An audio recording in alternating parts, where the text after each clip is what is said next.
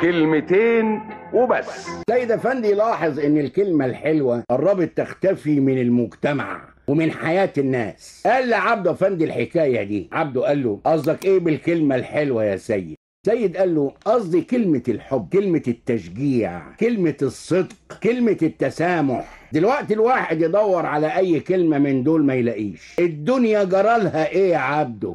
المفروض ان الكلمة الحلوة لها تأثير اكبر من تأثير اي قوة. عارف الكلمة الحلوة زي ايه؟ زي نقطة المية. لو رحنا لصخرة ضخمة وضربناها بالمدافع الرشاشة طلقة هتخدش الصخرة لكن مش هتقدر تخرمها. يبقى المية اقوى ولا الرصاصة؟ المية اقوى، والكلمة الحلوة اقوى. كلمة التشجيع مطلوبة في المدرسة وفي البيت وفي النادي وفي الشغل وفي اللعب.